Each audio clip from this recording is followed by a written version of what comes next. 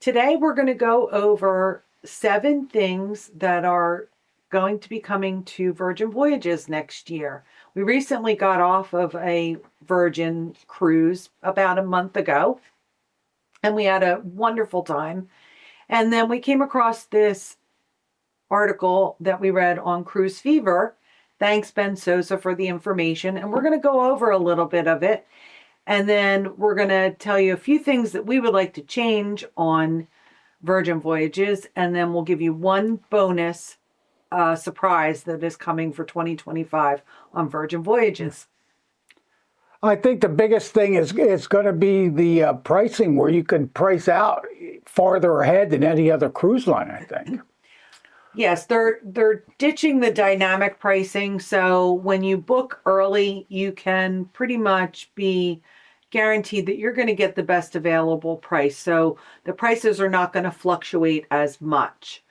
And they are opening up, the second item is that they are opening up a larger booking window. So you will be able to book into 2027 moving forward for Virgin. So that was a little bit different for Virgin. They didn't allow booking so far out compared to the other cruise lines. Some of the other cruise lines, they've been booking into 27 for a while now. So this is going to be much better for people that like to plan ahead and have their cruises set up, years in advance like us. Yeah, exactly. And I think they really did need to do a revamp of the app. I mean, on the last cruise, I literally kept getting blown out every time I would go into the app. Then it would turn around and kick me out of the app. Right. And I had to go up to Sailor Services to have them put me back on, because I kept changing my password and it kept saying no, no, no. Right. So they're testing a new app version right now. The phase 1 beta is going to be available soon, and they're saying that they're going to have quicker service with the app, and you will be able to make your dining reservations a lot easier on the app compared to the older version. Yeah, because we had to literally go, every time we wanted to make a new booking, we had to go to one of the restaurants. We did. We had a lot of problems with the app, and we were a group. There were 2 different bookings, so there were 4 of us in 2 different cabins. And when we would try and join our bookings for dinner, when we would try and join them together, it wouldn't let us. And if one of us tried to make dining reservations for the whole group, it wouldn't let us. So we had a difficult time. So hopefully this new fix for the app is going to be wonderful for Virgin sailors. And the new itineraries sound very exciting. The new itineraries, well, a lot of you have probably already heard the new ship that's coming out, Brilliant Lady, and she's going to debut in New York. I believe her inaugural sailing is September 5th of 2025. She's starting out in New York, and then she will head down to Miami and sail the Caribbean a little bit. Then she'll sail through the Panama Canal, end up in Los Angeles in early 2026. And then in May of 2026, she's going to end up in Seattle, and she's going to do the Alaska itineraries starting in 2026. So it's really exciting. They are increasing the lengths of voyages. Some of the voyages are going to be up to 16 nights in length. There's new ports. The Panama Canal is going to be new for them. I believe they're even talking the Great Barrier Reef, Spain. So there's a lot of new itineraries coming, and Virgin is growing by leaps and bounds. Yes, and now they're going to be updating their dining options as well. The Galleria was a very nice place, but after the second or so cruise, they're always the same on every ship, so you get used to it, and they're starting to revamp that as well. Right, they're changing up the menus. So the gallery is staying put. You'll still have those options, but I think they're going to revamp the menus a little bit just to give a little more variety. And then they're going to debut a new concept in Razzle Dazzle on the Scarlet Lady, and it's going to be called Lucky Lotus. So we'll see what that brings. Yeah, and the next thing would be they're going to bring on more entertainment. Some of the magic shows and the comedy and things like that, not the big headliners, but they're going to be the smaller groups. Right. And then for group bookings, they are making a change that they're giving a 10% discount for all groups and circles with no minimum number of cabins. So that's a big savings for anyone that wants to go with a group. So if you have a group and let's say you only have maybe 4 cabins, before you had a minimum number of cabins that you would have to book before you could get any kind of discount. So that 10% savings is pretty good for anyone booking with a group. So if you are going to go with a group, I would encourage you to book that way. And of course, always use a reputable travel agent. And then if you have 10 booked cabins, the group will earn a travel conductor cabin. So that would be for the person that's setting up this whole group itinerary, the leader of that. Or if you're a travel agent and you're doing it, the agent can choose to have a 2% bonus commission. And that's going to start in early 2025. So those are the 7 changes that are coming to Virgin in 2025. And now we're going to talk a little bit about things that, we might want to change on our next Virgin voyage. The first thing we're going to change is we're going to get rid of test kitchen. We on the last cruise, yes, we did have a couple people who really loved test kitchen, but we're talking 95% of the people dislike test kitchen. We have it there. We're going to have a video up pretty soon about test kitchen. It's just the room was almost empty. I can't see how they're doing it.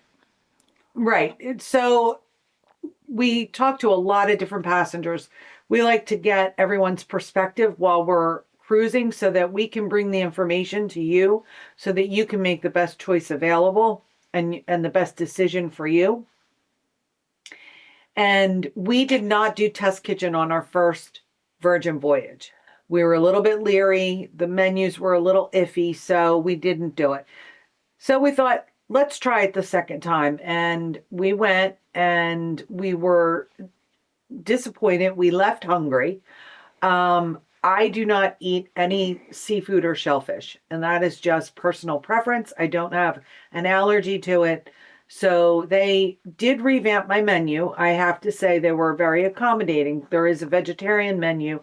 So my courses were a little bit different than everyone else's courses. But it's interesting.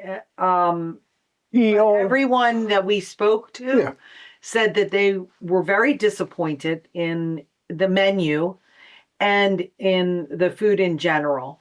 There were probably only 1 or 2 people that we talked to that said, oh my goodness, they love Test Kitchen so much. So, just, it's our opinion.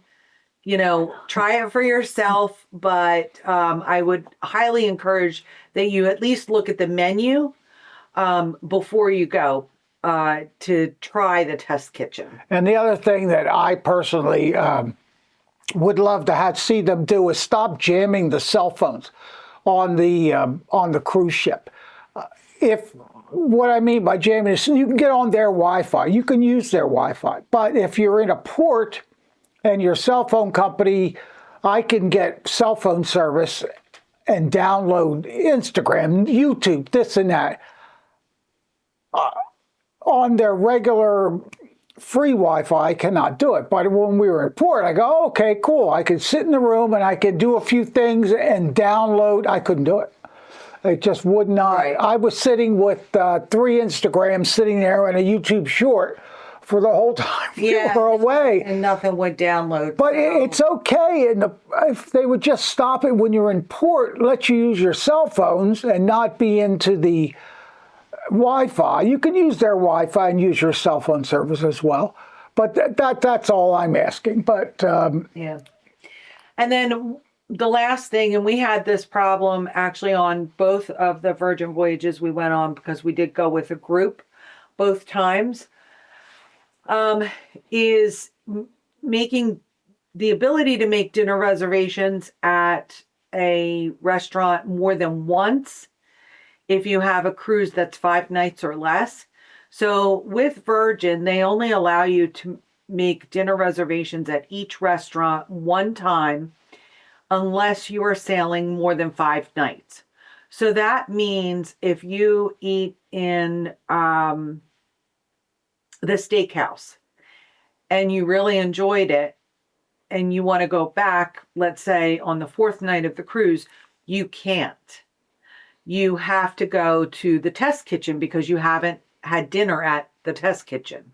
I'm just using that as an example. So they sort of force you to try all of the restaurants, which is a wonderful thing. I'm not complaining about that, but it does limit you, especially if you want to try a restaurant a second time. And I understand that they're trying to be fair to everyone so that everyone has the opportunity and the chance to go to all of the restaurants. So I do understand that. But we tried to make reservations through the app with me making the reservations for all of us in the restaurant. And then we had someone else in one of the other rooms try to make a reservation at the same restaurant that we wanted to go to. I'm just going to use the steakhouse as an example. And it would not allow her to do that because I had already booked the group on a different day. So it is intuitive. So it knows once you put a group together, it will remember that and it'll say, no, you already ate at this restaurant. You can't eat there again. You do have the ability to go up to the maitre d' of the restaurant and you can say, do you have any available seats for a certain day and time? And if they do have open availability, they will put you on the list and you can eat in that restaurant the second time. And we did it. We literally did it the second time. At the wake. And it was phenomenal. And then we walked up. They said, yes, we have an open seating for 4. Gave us the, set us out and put us in our seats. It was great. Right, because we knew which restaurants we liked from our first cruise compared to the second cruise. So we knew that we didn't want to go to Pink Agave again. We knew that we liked Razzle Dazzle, but we preferred the Wake. So these are things that you have to work out on the cruise, but the maitre d's at each venue, very, very accommodating. And believe me, they will get you in if they can get you in. And we did not have a problem. But that's something I'd like to see change, if there's the ability to make a second dining reservation, even if it has to be on your second reservation, you have to go very late in the evening just to be able to accommodate other people that haven't had dinner in that venue before. So those are just a few things that, just in our opinion, we would change. It's just information. Don't beat up the messenger. And if you think of anything that you'd like to have changed or you enjoy, because people really they really enjoy spreading the news about Virgin. And to be honest with you, the response when we make a Virgin video is 10 times more than from any other cruise line. Yeah, Virgin, it's a great company. It's a great cruise line. You will not be disappointed. If you're even planning on booking a Virgin voyage, we absolutely would encourage you to do so.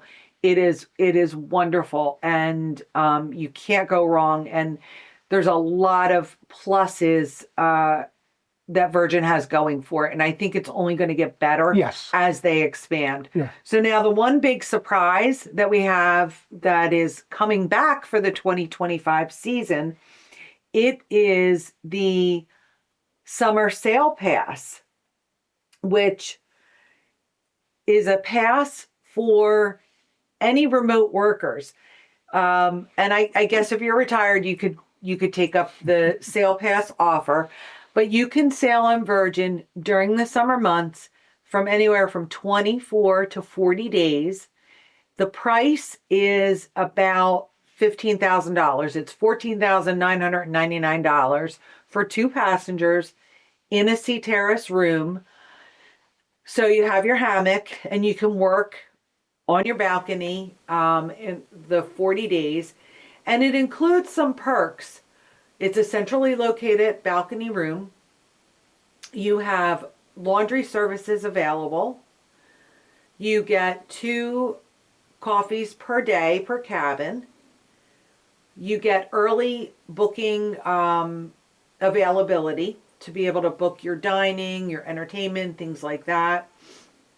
So it's a really great idea if you are someone that has the ability to work remotely, or the ability to have an extended period of time off in the summer. Take Virgin up on this, and That's a great price. Yeah, it's a great price, great and you can pick your itinerary. So you can sail out of the Mediterranean, you can sail out of the Caribbean, whatever you desire. But that's a great bonus, and I'm glad they're bringing it back. Please like and subscribe. Cat and Mike, the ship set sail on a journey that'll never fail.